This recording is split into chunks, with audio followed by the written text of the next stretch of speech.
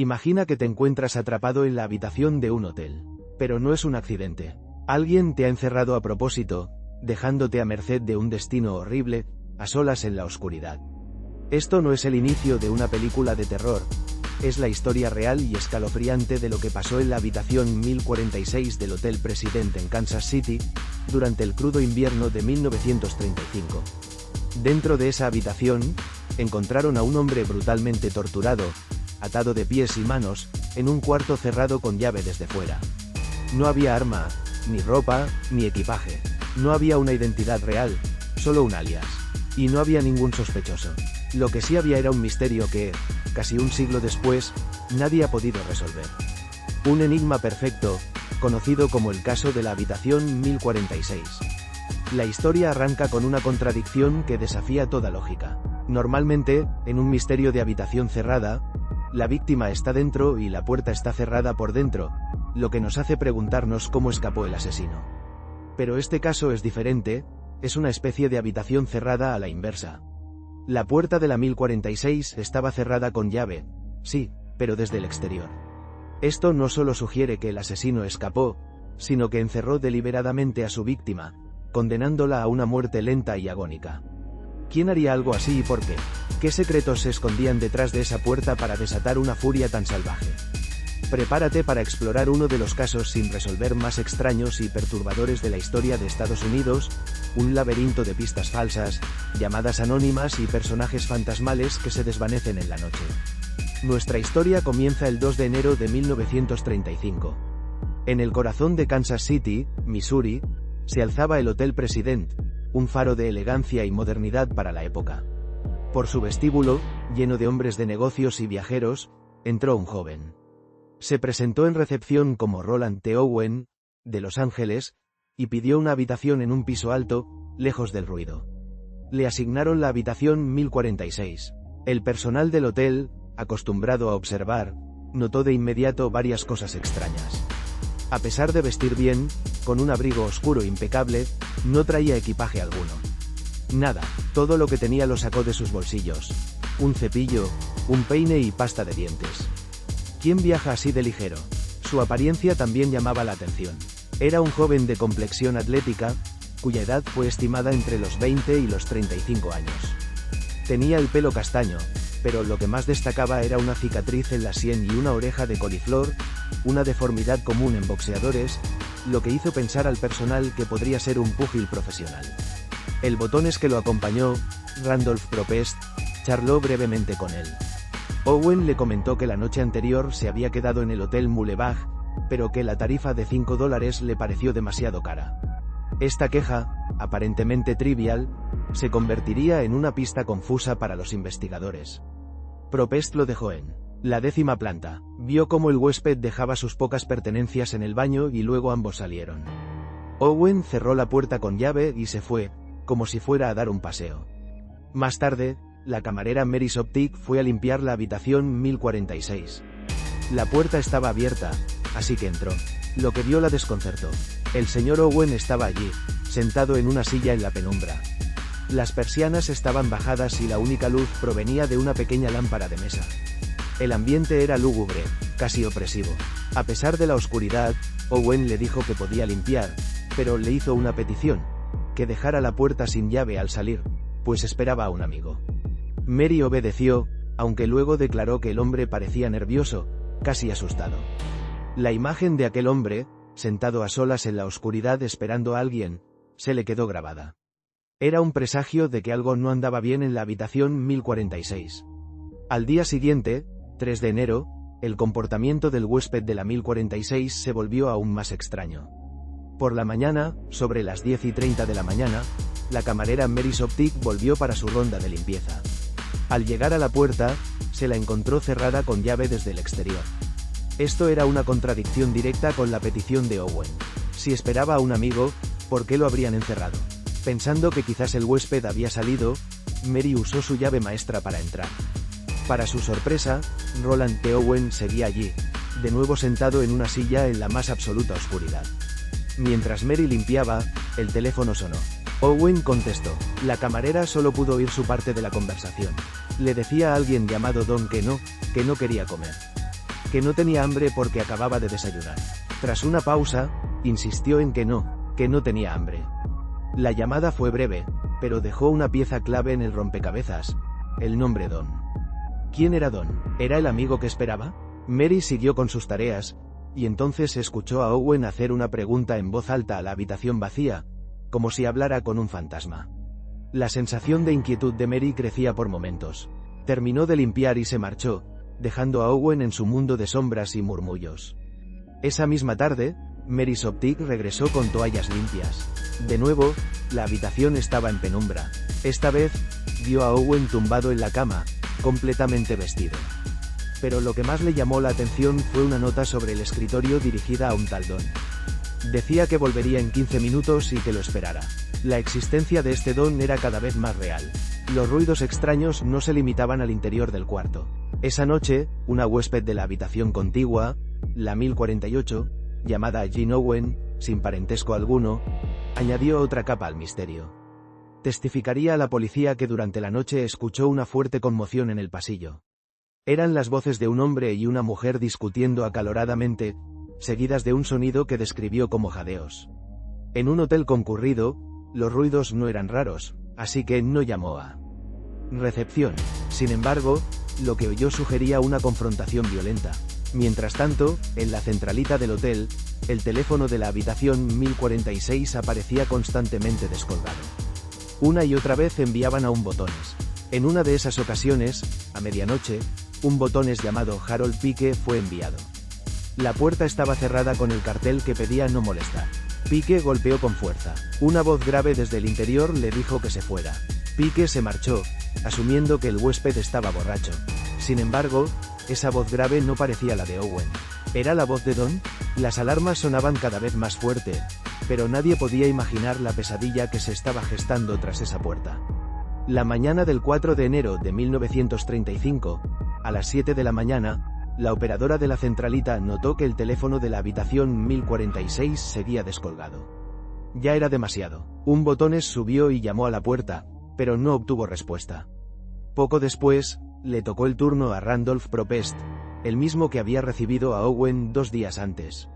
Encontró la puerta cerrada con el cartel que pedía no molestar. Propest golpeó con fuerza. Escuchó una voz profunda que le decía que entrara. Pero la puerta estaba cerrada. Propest gritó que no podía entrar.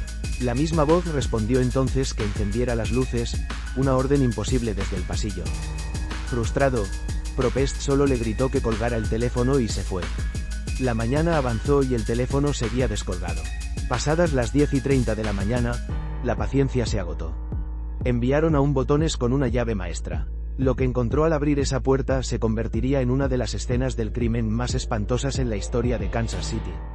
El botones metió la llave y giró. Al empujar, la puerta no se abrió del todo, algo la bloqueaba. Al asomarse, vio la silueta de un hombre arrodillado en el suelo. Forzó la puerta para poder entrar. Fue entonces, al encender la luz, cuando el horror se reveló. El hombre en el suelo era Roland T. Owen, completamente desnudo, sosteniendo su cabeza ensangrentada. La habitación era una carnicería. Había sangre en las paredes, en las sábanas y en el suelo del baño. Owen había sido brutalmente torturado. Tenía cuerdas atadas al cuello, las muñecas y los tobillos. Su cráneo tenía una fractura, producto de repetidos golpes. Además, tenía múltiples heridas de arma blanca en el pecho, una de las cuales le había perforado un pulmón. Milagrosamente, Owen seguía vivo. El personal del hotel llamó a la policía y a un médico. Cuando el Dr. Flanders llegó y empezó a cortar las cuerdas, le hizo la pregunta más obvia sobre quién le había hecho eso. La respuesta de Owen, dicha en voz muy baja con su último aliento, es la parte más desconcertante del misterio. Dijo que nadie. Insistió en que se había caído en la bañera. Una mentira tan evidente que resultaba escalofriante. ¿Por qué proteger a sus agresores? Owen cayó en coma poco después. Fue trasladado al hospital, pero las heridas eran demasiado graves. Roland T. Owen murió poco después de la medianoche del 5 de enero. Con él, la verdad de lo que sucedió en esa habitación pareció morir también. La policía se enfrentaba ahora a un asesinato sin arma, sin motivo y con una víctima que se negó a nombrar a su verdugo. Con la muerte de Roland T. Owen, la policía de Kansas City se enfrentó a una de las investigaciones más frustrantes de su historia. La escena del crimen era un nido de contradicciones. El asesino, o los asesinos, se habían tomado el tiempo de cerrar la puerta con la llave de Owen, atrapándolo dentro. ¿Quién tenía esa llave? Luego estaba la desconcertante falta de pruebas. Al registrar la habitación, los detectives vieron que estaba prácticamente vacía. La ropa de Owen había desaparecido. Varios artículos del hotel, como el jabón y las toallas, tampoco estaban. ¿Por qué un asesino se llevaría las toallas? Las pocas pistas que quedaron solo profundizaban el misterio. Encontraron una horquilla para el pelo, un alfiler de seguridad y un cigarrillo sin fumar. La horquilla sugería la presencia de una mujer, lo que podría corroborar el testimonio sobre la discusión que se oyó en el pasillo. También se recuperaron huellas dactilares, posiblemente de una mujer, pero nunca pudieron ser identificadas. La investigación dio un giro aún más surrealista con una serie de llamadas anónimas. Un hombre llamó a la funeraria, dijo que Owen había engañado a una mujer y que tuvieron una pequeña reunión en la habitación 1046, y terminó diciendo que los tramposos reciben lo que merecen. Luego, una mujer llamó a un detective, amenazándolo para que abandonara el caso. Mientras tanto, la identidad de la víctima seguía siendo un misterio. Roland T. Owen no existía. No fue hasta 1936 que una mujer de Alabama, Ruby Ogletree, reconoció la foto de su hijo desaparecido, Artemus Ogletree, que se había ido de casa en 1934. La identificación de Artemus Ogletree no resolvió nada, solo lo hizo más trágico.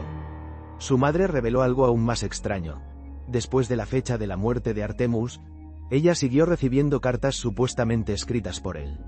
Alguien se estaba tomando la molestia de mantener la farsa de que seguía vivo, enviando cartas a su madre meses después de haberlo asesinado. Era un acto de crueldad casi tan perverso como el propio asesinato. La investigación había chocado contra un muro de silencio y engaños. Los hechos son confusos, las pistas no conducen a ninguna parte y el misterio solo se hace más profundo. Antes de explorar las teorías, si te fascinan los misterios sin resolver como este, no olvides suscribirte para no perderte nuestro próximo caso. Casi un siglo después, con los hechos congelados en el tiempo, solo nos quedan las teorías. A lo largo de los años, se han propuesto varias explicaciones, cada una intentando dar sentido al rompecabezas de la habitación 1046. Esta es una de las teorías más populares. Kansas City en los años 30 era un hervidero de actividad de la mafia bajo el control de Tom Pendergast. La teoría sugiere que Artemus Ogletree, usando un alias, se involucró en algo turbio, como una deuda de juego. El misterioso Don podría haber sido un sicario. La naturaleza brutal de la tortura encaja con los métodos del crimen organizado, un mensaje para otros. Esta teoría explicaría el miedo de Artemus y su negativa a hablar, pero no hay ninguna prueba concreta que lo vincule con la mafia, lo que la deja en el terreno de la especulación. Esta teoría se centra en la misteriosa mujer y Don. Gene Owen escuchó una discusión entre un hombre y una mujer en el pasillo, se encontró una horquilla y las huellas dactilares podrían ser femeninas. Más importante aún, la llamada anónima a la funeraria mencionaba una reunión en la habitación y decía que los tramposos reciben lo que merecen.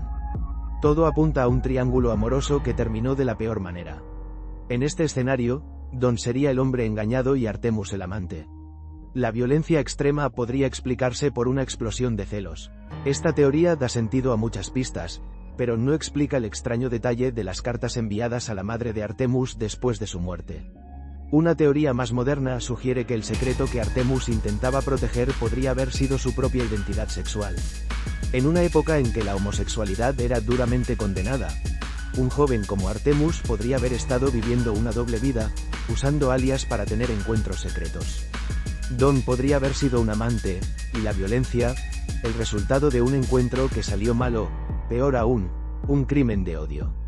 Esto explicaría su comportamiento reservado y su negativa a delatar a su atacante, quizás por vergüenza o para proteger a la otra persona. Es una teoría que no se podía discutir abiertamente en 1935, pero que hoy ofrece una explicación plausible a la desesperada necesidad de secreto que rodea todo el caso. Finalmente, la teoría del suicidio fue descartada casi de inmediato. Artemus lo negó, y es físicamente imposible que una persona se ate, fracture su propio cráneo, se apuñale y luego cierre la puerta con llave desde fuera. Casi 90 años después, la puerta de la habitación 1046 permanece simbólicamente cerrada. El caso de Artemus Ogletree es el misterio de la habitación cerrada perfecto, uno que sigue fascinando y horrorizando. Las preguntas clave siguen en el aire. ¿Quién era realmente Dawn? ¿Quién era la mujer cuyas huellas se desvanecieron en la nada? ¿Y por qué un joven de Alabama estaba tan aterrorizado que prefirió morir en silencio antes que revelar la verdad?